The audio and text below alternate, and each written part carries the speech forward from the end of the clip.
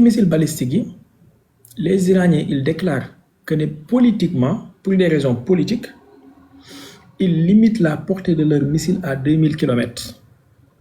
Parce qu'ils considèrent que ben ennemi la ñu am mooy Israël. Parce qu'ils ne veulent pas fâcher les Européens. Ndax tey jii suñu annoncé ne am nañu missile buy def 3000 km wala 5000 km, les Européens vont considérer que missile boobu noonu mën na laal le sud de l'Europe, vers la Roumanie, vers la Grèce et autres. Donc ils vont se fâcher. Li ma lay wax ni Hussein Tahrani Muqaddam bi nga xamante ne moom mooy le père des missiles balistiques iraniens bi ñuy liggéey ci projet missile Sijil bii ñu defar en 2007-2008 ils avaient la possibilité en sacrifiant la vitesse d'étendre la portée pour que missile bi am 5000 km amoon nañ possibilité boobu mais dañu bañ ne sous prétexte les Européens vont se fâcher et autres ñu limiter missile bi à 2000 km missile Sijil bi mooy bi ñu dóor Israël ci pendant la guerre à 2 reprises là. C'était le premier missile à propulsion solide et avec 2 étages. Alors actuellement nii Iran am na possibilité am missile 10 000 km maanaam le missile Khorramshaah bi Khorramshaah 4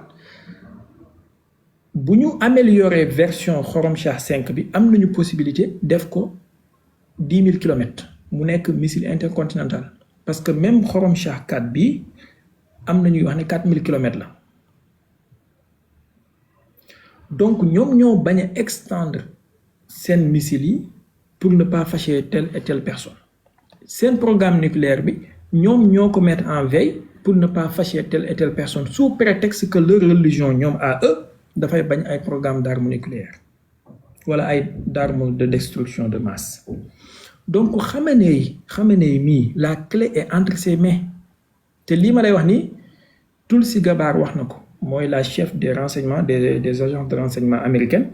wax na ko ci mois de mars passé ci congrès américain bi que ne Iran ne cherche pas à se doter de l'arme nucléaire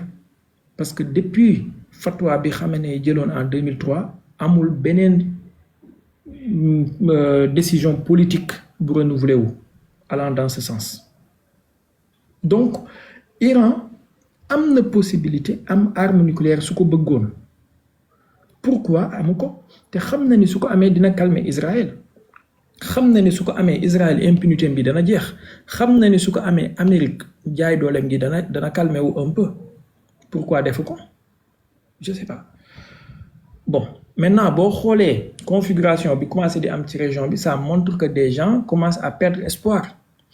parce que Arabie Saoudite mu ngi dem signer ak Pakistan benn accord de défense mutuelle te loolu Iran mënoon na am rôle boobu noonu maanaam tey su beneen pays musulman amoon arme nucléaire ça allait forger benn genre alliance boo xamante ne ni au lieu ñuy dem di chercher ji très loin am nañ ko ci seen région bi ça allait les aider mais ils ne l'ont pas fait. Tiens, vas-y, j'ai trop parlé là. Il faut kon mais bi mu war a nekk mooy il était le prochain ayatollah après Khamenei ça c'était sûr léegi kon Khamenei boobu fekk na muy wax ak américain yi te bii ma lay waxe nii fekk na Trump xamagul dëgg-dëgg li xew Trump ci meurtre Qasem Soleimani la yeewoo xam ne gars yi instant yooyu guerre mondiale lañ bëggoon bul fàtte ne Qasem Soleimani defe naa le 3 janvier lañ ko rey et période boobu rek le 19 janvier déjà le 19 novembre il y avait le premier cas de Covid bi dafa dugg ñu rey Qasem Soleimani instant yooyu guerre mondiale bu amoon Cheikh Baye kan mooy àtte ak ban pays mooy déplacé dañuy seetaan américains yi ak Israël ak ñi ci def ñu dëbb Iran ba Macky Sall mooy àtte wala Diomaye non Diomaye comprendre nga kon Israël moo ëpp contrôle ci Amérique que Amérique ni mu war a amee contrôle ci moom parce que américains yi jàppuñu israéliens yi fenn parce que ña fa nekk doon ay américains Israël waroon a mën a jàpp Israël ñooñu ay israéliens lañ plus que des américains c'est-à-dire dans le cadre du sionisme on est plus enfant d'Israël qu'américain ou français ou chinois ou japonais et cetera loolu moom mooy li am loolu ci seen gis-gis ak seen gëm-gëm noonu lay doxee deuxième acteur bi nga wax muy Iran ci boppam déjà premier ak deuxième bi li ma la ci wax daanaka moom moo lay wan ne ñii moom ils sont pas prêts pour lu jënd problème bi troisième bi nga wax mooy le monde arabe pour nga xam lan moo leen tënk il faut que nga gëstu la géopolitique du pétrole l'histoire du pétrole Aramco boo xamoon au départ ñi ko détenir ñoom déterminé ak gaa yooyu mais ñooñu ay yahud lañu quelle que soit leur nationalité mooy dama bëgg wax ne ay américain lañ mais ay yahud lañ maanaam industrie du pétrole industrie la boo xam ne yahud yi ñoo ko téye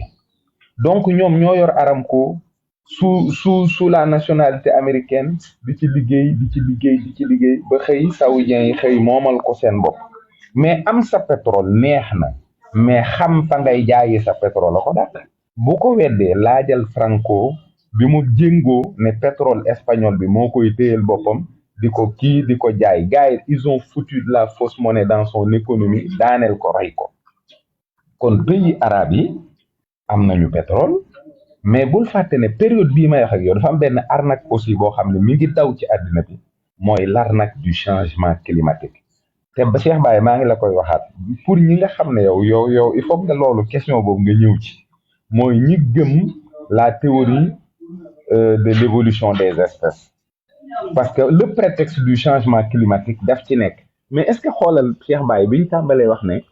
àddina bi wéy gars yàq nañu climat bi ça change affaire yooyu boobaak léegi risque évolution espèce humaine vers ñetti bopp wala ñaari béjjé nag wala est-ce que yow dégg gum nga normalement bu climat bi changé ñu war nañ évoluer parce que évolution moo ñu jëlee homo Lucie ba homo sapiens kay ay jaar ci Cro-Magnon homo nangam ak yooyu c'est lié au changement climatique loolu tam war nga ci wax ak gars yi nag ne leen nañ ñu wax ñun après bu fekkente ne glace bi dafa fondre ak affaire yooyu ñun après lan la den soit dañuy amaat beneen tànk wala ñetti bopp xam nga pour ñu xam fan lañ jëm mais lii mooy li xew si te naar yi tamit alaaji taxul ñu seen diggante ak comme ni nga ko waxee nii rek xam nga gars yi am nañ seen pétrole mais boo ko bëggee jaay client bi teew bi affaire bi war a jógee ci Erdogan jaar Syrie ñëw ndànk ci Netanyahu mu nekk ay milliards war a dugg ci économie dëkk war a doxal sa dëkk war a doxal sa stabilité dëkk waaye yow ay palestinien dañ la koy jaral sa dëkk instable sa régime politique yëngu ñu daaneel la wala ñu toj dëkk bi loolu du leen ko jaral kat ba pare itam industrie bi nga xam ne mooy industrie bi tax dëkku arabe yenn yi nekk ay régime totalitaire comme la Chine c'est-à-dire start-up yi nga xam ne ñoo yor les technologies start-up yooyu ñu koy développer yëpp yor ko c'est des anciens du Mossad mooy li ñuy wax actuellement la reconnaissance faciale ak l'IA ak affaire yooyu c'est-à-dire gars yi dañ leen a ndar képp donc amu ci kenn ku mën a yëngu te yëguñu ko te boo yëngoo ci sens boo xam ne neexu leen mais dañ lay indil yeneen problème yoo xam ne 2 millions de Gazaouis jaralu leen ko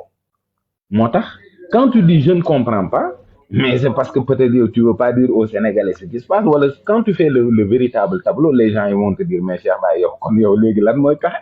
mais pexe amul Cheikh Baye gars yi amuñu fuñ jaar te iraniens yi li ma la wax mooy li ci ne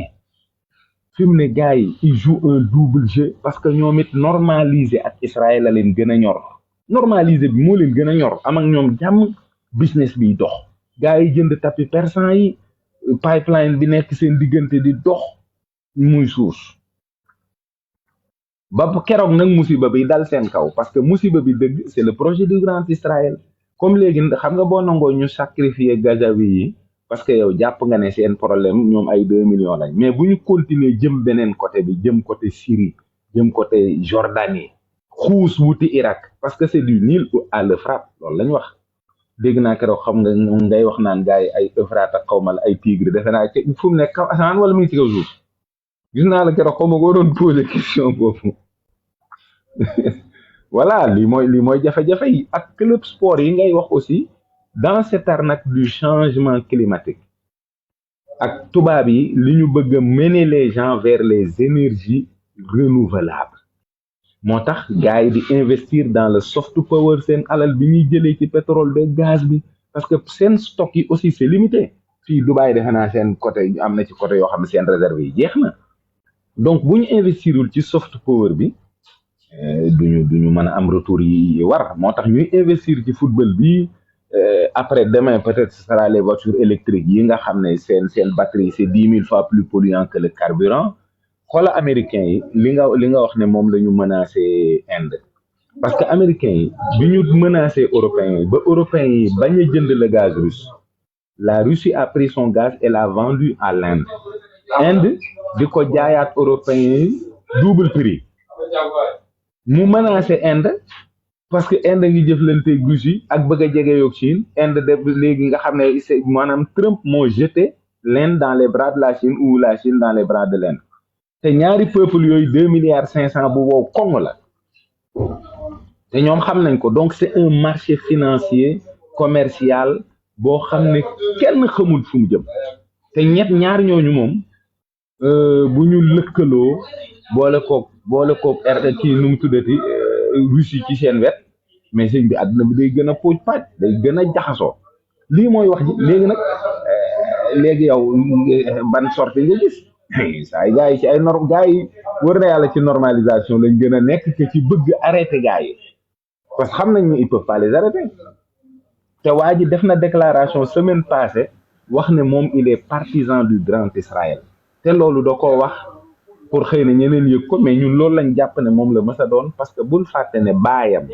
Netanyahu baayam moo nekkoon secrétaire u Volodymyr Jabotinsky sioniste révisionniste la d'origine ukrainienne bu demoon Amérique mais kooku dafa metti woona xam nga ngay jaay affaire u teeng ba gars yi jàpp ne yow yaa gën ñi teeng yaa leen gën a dof bi gars yi créé sionisme bi ñoom Théodore Herzl après dañu gis ne mais Jabotinsky moo leen gën a dof moom moo indi la théorie du grand Israël ci gars yi Jabotinsky nag baayu sek Netanyahu moo nekkoon secrétaire am kon doom ji mënta ñàkk gëm loolu projet boobu la gëm waaw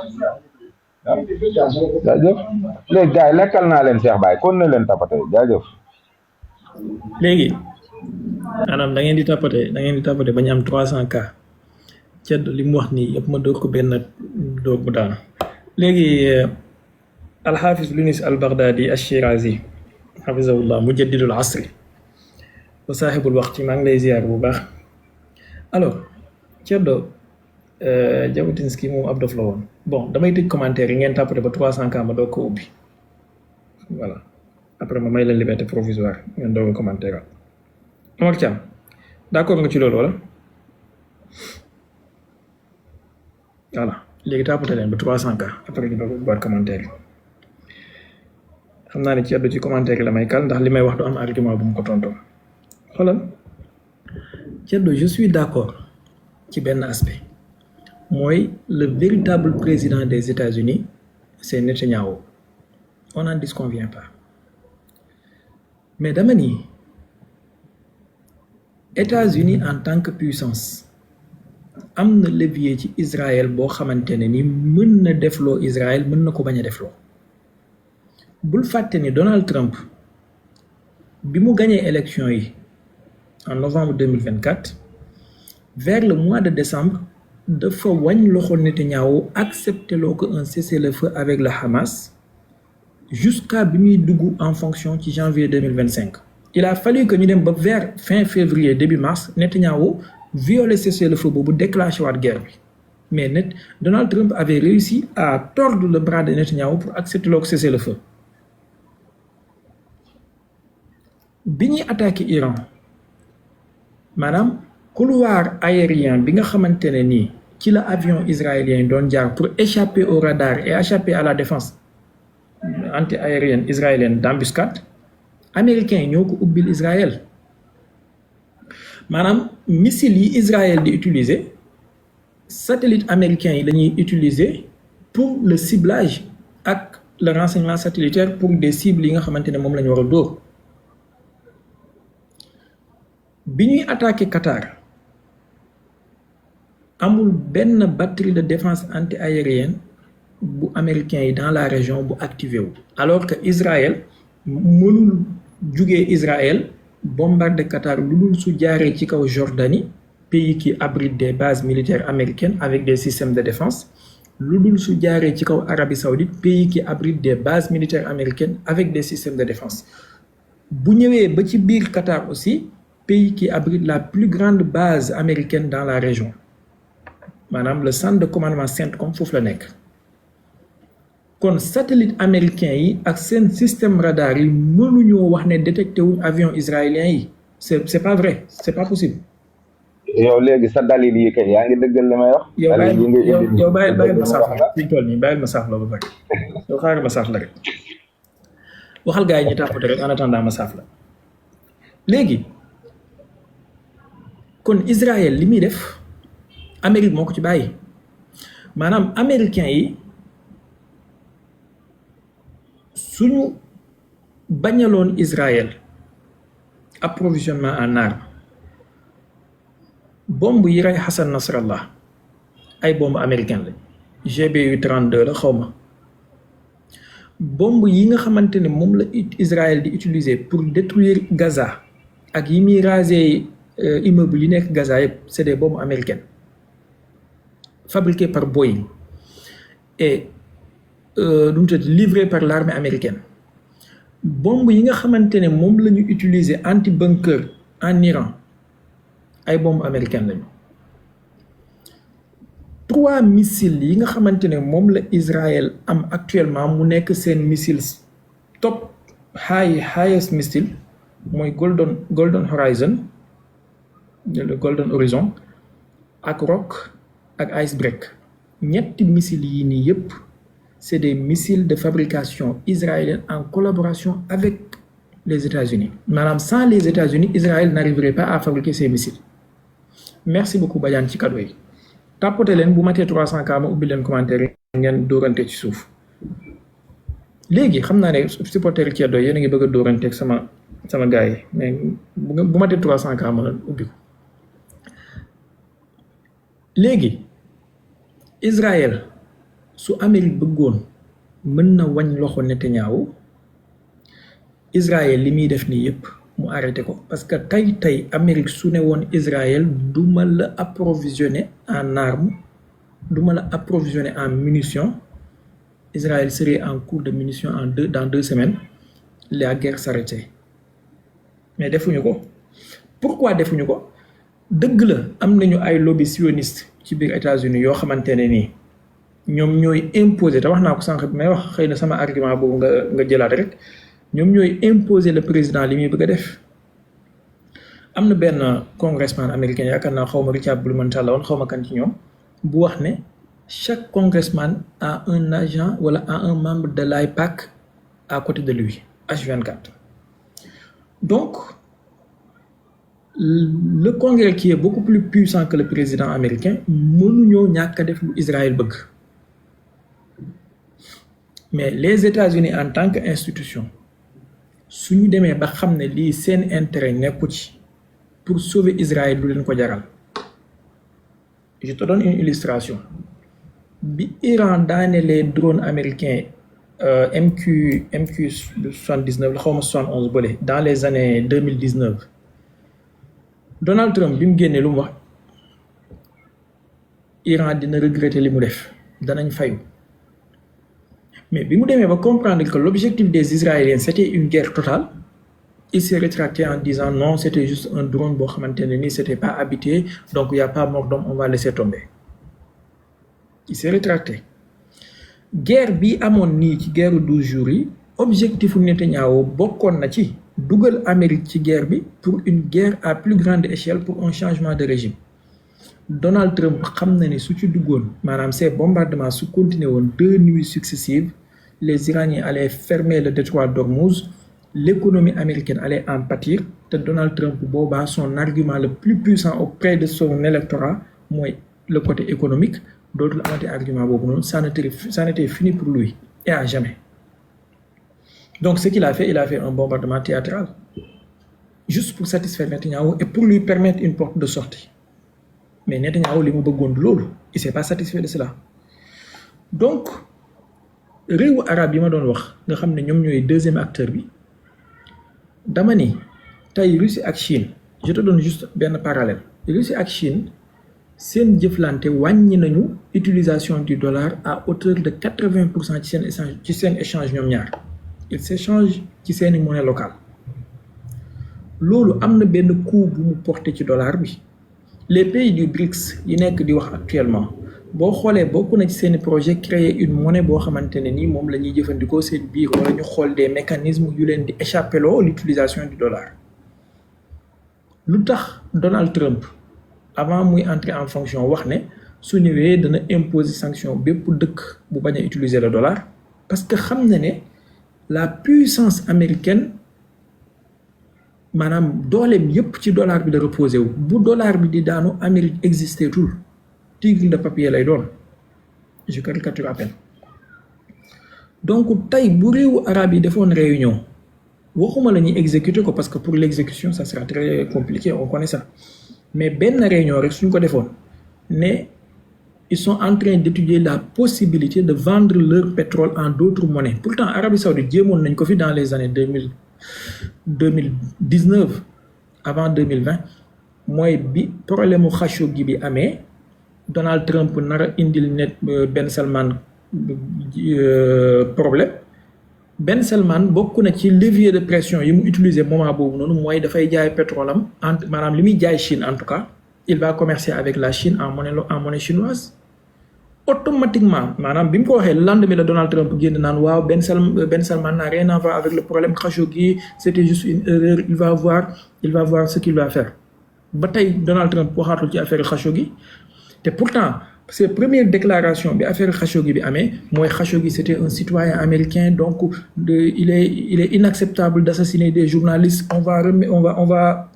faire des enquêtes nangam ak nangam mais bi Ben Salman jëlee mesure bi ma la wax nii def annonce que ne waaw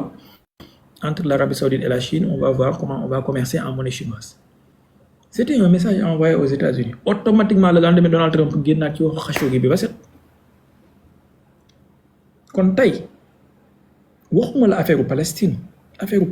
peut-être c'est beaucoup plus kii mais la région tout entière Israël li mu nekk di def ci région bi c'est une impunité totale Israël bombarde qui il veut quand il veut et comme il veut personne ne parle il bombarde la Syrie le matin l'après-midi il bombarde le Liban le soir il bombarde le Yémen la nuit il bombarde le Qatar et le lendemain il bombarde l'Iran personne ne parle il assassine il bombarde des ambassades, il bombarde des consulats, il fait des assassinats ciblés, il fait sauter les beepers, il tue des civils, personne ne parle. Madame, actuellement, Israël tue en moyenne par jour 100 personnes. Kenn du wax en moyenne ci Gaza kese léegi loolu noonu nag laa wax ne te réewu arab yi xoolal démb xaw ma ndax gis ngeen information bi démb y avait un missile yéménite bu jugee Yémen doon dem Israël la défense anti-aérienne saoudienne dañoo tiim Médinatul Munawwara am na ci sax ay munitions yoo xamante ne ci kaw jumaawu yonent bi la ñu jaar j'ai vu des vidéos bref c'était une parenthèse donc tey réewu arab yooyu suñu dajaloo woon ne Donald Trump ñun ñu ngi nekk di étudier la possibilité bàyyi jaay suñu pétrole bi en dollar tant que lijjantiwu leen Moyen-Orient bi ngeen bàyyi Israël ngeen mu bàyyi yëfu dofam yi mu nekkee ci réew ci Moyen-Orient wallahi danañ ut solution parce que ça y va de la puissance américaine et xam nañ ne actuellement Amérique dafa am un challenger sérieux mooy la Chine alors maintenant à long terme lii c'est à court terme mu des en moyen et long terme la puissance chinoise la puissance indienne la puissance russe sont en train actuellement dans le format organisation de la coopération de Shanghai di xool naka la ñuy mën a def pour créer une banque de cette organisation là une banque qui va commercer en d'autres monnaies que le dollar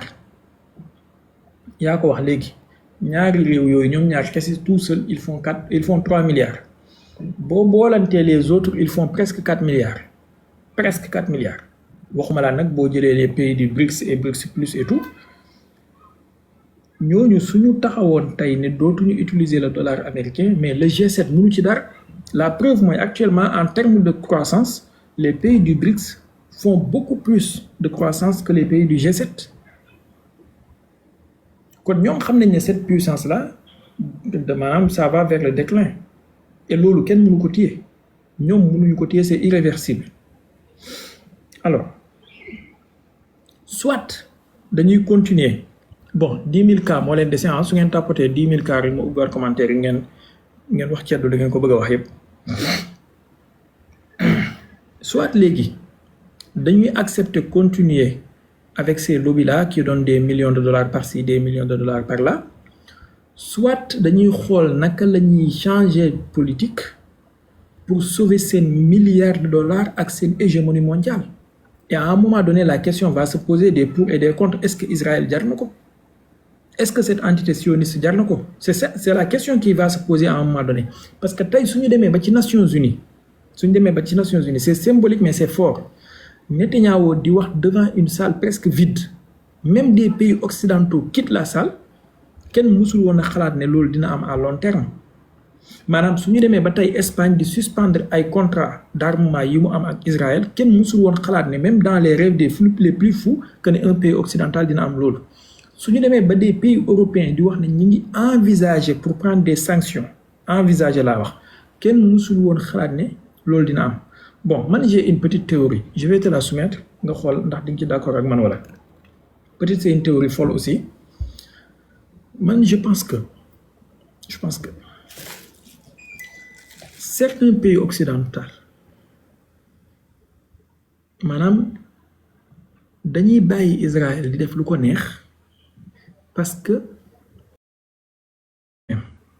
et ils veulent laver leur image pour prendre leur place dans l'histoire. ñun xaaj li Cheikh Baye wax ëpp na waaye Cheikh Baye da ngeen ko bàyyi ci yéen da ngeen ko faral ci débat bi c'est pas un débat sérieux waaw te ngeen tapoter live bi ngir yàlla nag donc man yaakaar naa ne peut-être des pays comme Allemagne comme Angleterre comme France dañuy bàyyi Israël mu enfoncé wu pour que seen barbarie yi ñu def dans l'histoire ñu rattraper. Ils essaient de se racheter en fait parce que tey il fut un temps waaw dafa mel ni 300 cas yi jot na xaaral ma jox leen liberté provisoire comme ni Ousmane Sonko jox Mansour Faye voilà liberté provisoire pour yéen allez commentez wax leen lu ngeen bëgg wax ceddo léegi xam nañu ne ils avaient fait autant de mal nga xam ne kuy tudd malheur ci histoire Allemagne ngay tudd Allemagne nazi ngay tudd mais tey après li xew nii ci Gaza daanaka Israël kenn mënatu koo égaler ci barbarie kon finalement Allemagne est devenue en deuxième position mooy comme li benn waay waxoon bi muy xas waaja ne ko kaana fatan min jundi iblis fattaqa bihi al-haalu hatta saara iblisu min jundi maanaam il était un commandant il était un soldat subalterne ci armée wu Iblis mu jékki-jékki bon ba am promotion ba Iblis mujj nekk bëkk néegam moom mu nekk chef voilà Thierno jëlal.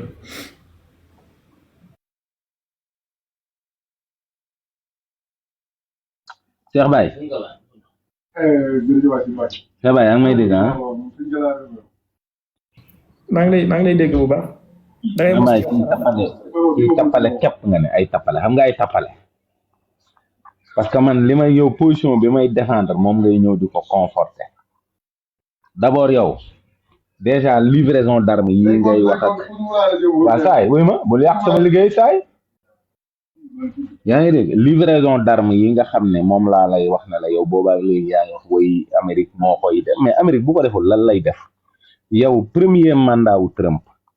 lan moo gën a tax gars yi fexe xeex ko ba mu daanu parce que Trump est le seul président américain depuis 1776 à n'avoir initié aucune guerre ba Amérique des Amériques ba bu Donald Trump di falu képp kuy président Amérique boo faloo li ngay njëkk a def mooy wut sa guerre bopp boo xam ne njaayum arme bi da ciy dox jarul ngay jàpp sa bopp dinaa ko toj tey Trump